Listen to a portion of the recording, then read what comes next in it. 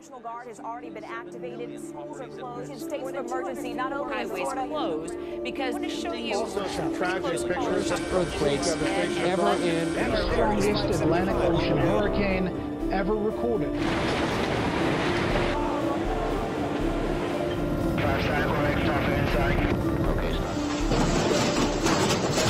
Tak toto by nedal ani Nostradamus. Už v roku 2030 chcú niektoré krajiny prestať predávať autá s klasickým spaľovacím motorom. A to znamená iba jedno, že budúcnosť je u Renaultu. Ale nie tohto, ale tohto. Podobne ako ostatní, aj Francúzi vsadili na elektromobilitu. A to znamená, že podľa oficiálnych údajov tento elektromobil nenatankujete rýchlejšie ako za 2 hodiny a 40 minút. A to bude mať určite svoje výhody. Napríklad, prestaneme sa v našich životoch tak ponáhľať. A množstvo dobrých správ pokračuje. Napokon v Renaulte konečne našli uplatnenie pre tento kosoštvorec. Uhádli ste. Ideme zasúvať. A tiež čakať, aby sme po úplnom nabití absolvovali rovných 300 km. Čo je celkom dosť. Najmä ak bývate iba v meste a nemienite ho opustiť. A nechodíte ani na dovolenky. A ste non-stop v práci. A nemáte radi svoju manželku. Takže sa môžete vyhovoriť na to, že prepáč drahá, vybilo sa mi auto, musel som spať v hoteli. Lebo tam mali nabíjačku. Ale ak mám byť úprimný, tento Renault Zoe je celkom milé autičko a ekológom sa bude páčiť. Hoci teda maximálne 2, lebo 4 sa v tomto aute určite neodvezú. A možno to teraz tak znie, že som odporcom elektromobility. Ale to desivé ticho počas jazdy je ako predzvesť veľkej búrky.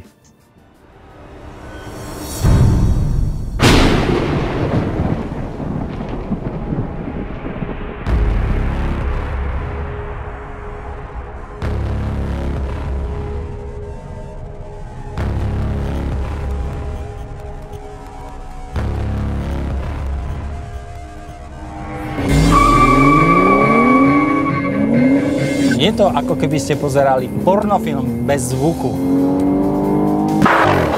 Proste sex bez emócií, bez vášne, bez vzájomnej interakcie.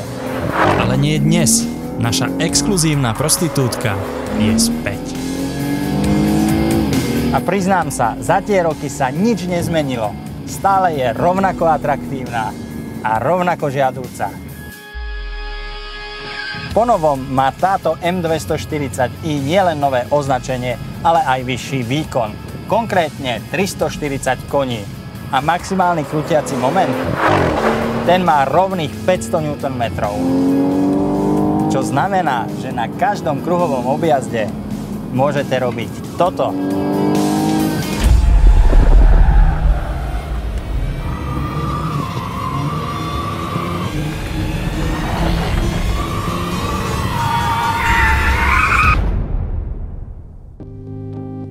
A nie len maximálny výkon, ale aj optika sa priblížila ku kultovému modelu M2. M-Performance paket stavia do pozoru všetkých automobilových nadšencov, ktorí by sa roztrhali, aby mohli vyjadriť svoj názor. A ihneď by túto M240ičku začali prirovnávať k BMW M2. A určite by spomenuli aj to, že by si namiesto tohto kúpili práve M2. A ja to nemám problém uznať. Majú pravdu. Hoci nie celkom. Lebo vždy, keď dokončíme debatu, každý odchádza vo svojej M2. Čo nemyslím v zlom, ale podľa mňa je úplne zbytočné baviť sa o tom, či si kúpim kokain alebo LSD, ak ani na jedno z nich nemám. Ani tu sa nič nezmenilo. BMW M240i je stále drahé ako kokain. A práve preto sa tu natíska jedno riešenie. Áno, je to Toyota GT86, ktorú v Japonsku upiekli podľa receptu internetových hrdinov. Inými slovami, skombinovali atmosférický štvorvalcový 2-liter s pohonom zadných kolies a samosvorným diferenciálom. Je to auto, ktoré vzniklo doslova na to, aby ste sa naučili driftovať a nestálo vás to Mailand. Hlavne vďaka rozmerom pneumatík, ktoré sú civilné. Takže ich môžete spáliť kedykoľvek sa vám zachce. A pokojne sa môžete vyzabávať hoci aj s majiteľom M240i.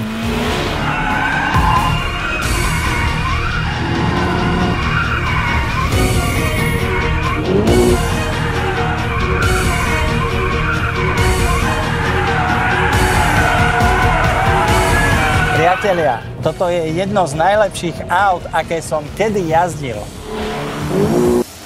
Až na jeden maličký detail. Je to priestor na zadných sedadlách. Sem nedáte nič.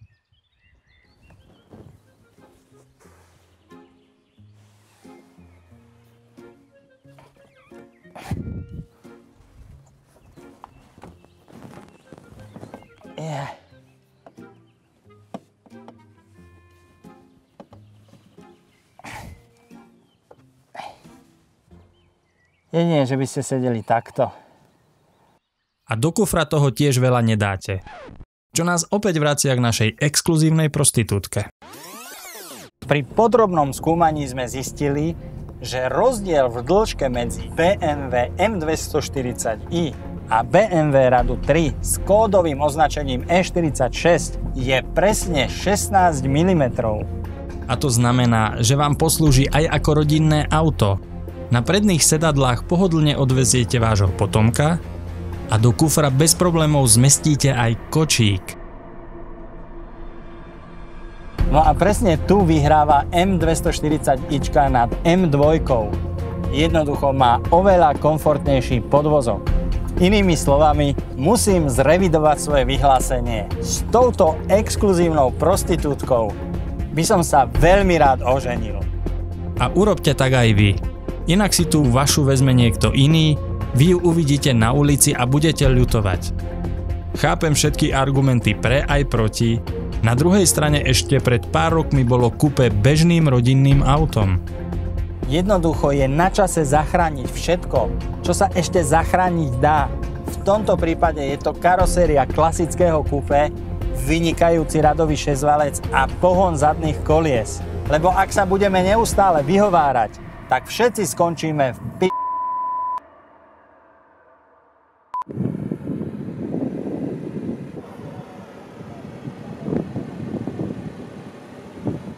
3, 2, 1.